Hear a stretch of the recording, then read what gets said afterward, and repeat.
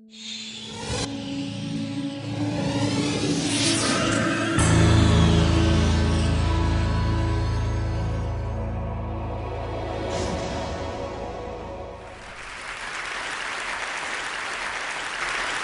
study how the brain processes information. That is, how it takes information in from the outside world and converts it into patterns of electrical activity, and then how it uses those patterns to allow you to do things, to see, to hear, to reach for an object. So I'm really a basic scientist, not a clinician, but in the last year and a half, I've started to switch over to use what we've been learning about these patterns of activity to develop prosthetic devices.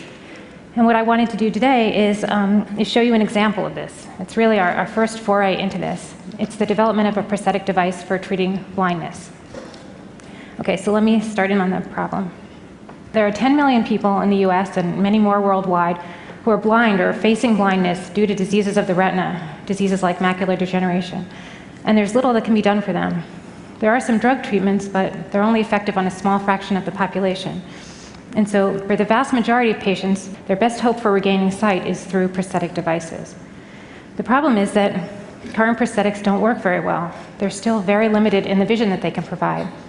And so, for example, with these devices, patients can see simple things like bright lights and high contrast edges, not very much more. So nothing close to normal vision has been possible. So what I'm going to tell you about today is a device that we've been working on that I think has the potential to make a difference, to be much more effective. And what I wanted to do is show you how it works. Okay, so let me back up a little bit and show you how a normal retina works first so you can see the problem that we were trying to solve. Here you have a retina, so you have an image, a retina, and a brain. So when you look at something, like this image of this baby's face, it goes into your eye and it lands on your retina, on the front end cells here, the photoreceptors. Then what happens is the retinal circuitry, the middle part, goes to work on it. And what it does is it performs operations on it, it extracts information from it, and it converts that information into a code. And the code is in the form of these patterns of electrical pulses that get sent up to the brain.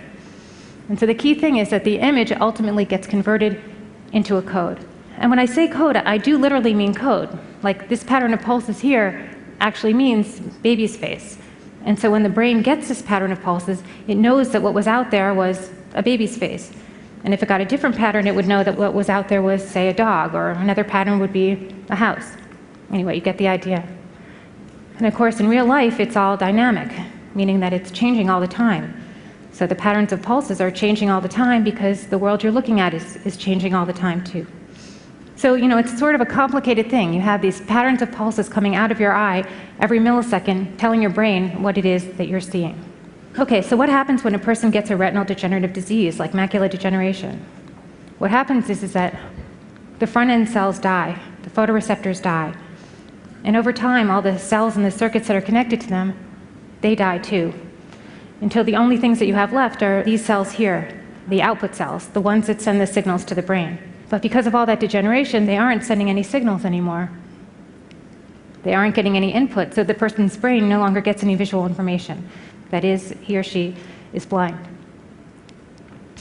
So a solution to the problem then would be to build a device that could mimic the actions of that front-end circuitry and send signals to the retina's output cells. Then they can go back to doing their normal job of sending signals to the brain. So this is what we've been working on, and this is what our prosthetic does. So it consists of two parts, what we call an encoder and a transducer. And so the encoder does just what I was saying. It mimics the actions of the front-end circuitry, so it takes images in and it converts them into the retina's code. And then the transducer then makes the output cells send the code on up to the brain. And the result is a retinal prosthetic that can produce normal retinal output. So a completely blind retina, even one with no front-end circuitry at all, no photoreceptors, can now send out normal signals, signals that the brain can understand. So no other device has been able to do this. Okay, so I just want to take a sentence or two to say something about the encoder and what it's doing, because it's really the key part, and it's sort of interesting and kind of cool. Not sure cool is really the right word, but you know what I mean. So what it's doing is it's replacing the retinal circuitry, really the guts of the retinal circuitry, with a set of equations that we can implement on a chip. So it's just math. In other words, we're not literally replacing the components of the retina. It's not like we're making a little mini device for each of the different cell types. We've just like abstracted what the retina is doing with a set of equations. And so in a way, the equations are serving as sort of a code book. An image comes in, goes through the set of equations, and out comes streams of electrical pulses, just like a normal retina would produce. Okay, so now let me put my money where my mouth is and show you that we can actually produce normal output and what the implications of this are. Okay, so here are 3 sets of firing patterns. The top one's from a normal animal, the middle one's from a blind animal that's been treated with this encoder transducer device, and the bottom one's from a blind animal treated with a standard prosthetic. So the bottom one is the state-of-the-art device that's out there right now, which is basically made up of light detectors but no encoder. So what we did was we presented movies of everyday things, people, babies, park benches, regular things happening, and we recorded the responses from the retinas of these 3 groups of animals. And just to orient you, each box is showing the firing patterns of several cells. And just as in the previous slides, each row is a different cell. And I just made the pulses a little bit smaller and thinner so I could show you like a long stretch of data. Okay, so as you can see, the firing patterns from the blind animal treated with the encoder transducer really do very closely match the normal firing patterns. And it's not perfect, but it's pretty good. And the blind animal treated with the standard prosthetic, the responses really don't. And so with the standard method, the cells do fire, they just don't fire in the normal firing patterns because they don't have the right code. How important is this? Like what's the potential impact on a patient's ability to see? So I'm just going to show you one bottom line experiment that answers this. And of course, I've got a lot of other data, so if you're interested, I'm happy to show more.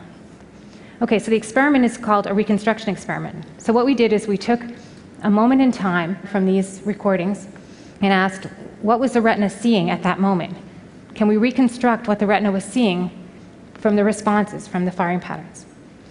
So when we did this for the responses from the standard method and from our encoder and transducer. So let me show you, and I'm going to start with the standard method first. Okay, so you can see that it's pretty limited, and because the firing patterns aren't in the right code, they're very limited in what they can tell you about what's out there. So you can see that there's something there, but it's not so clear what that something is. And this just sort of circles back to what I was saying in the beginning, that with the standard method, patients can see high contrast edges, they can see light, but it doesn't easily go further than that. Okay, so what was the image? It was a baby's face. Okay, so what about with our approach? Adding the code. And you can see that it's much better. Not only can you tell that it's a baby's face, but you can tell that it's this baby's face, which is a really challenging task. Okay, so on the left is the encoder alone, and on the right is from an actual blind retina, so the encoder and the transducer. But the key one really is the encoder alone, because we can team up the encoder with a different transducer. This was just actually the first one that we tried. I just wanted to say something about the standard method.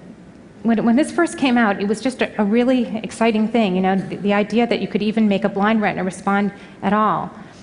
But there was this limiting factor, the issue of the code, and how to make the cells respond, produce normal responses. And so this was our contribution.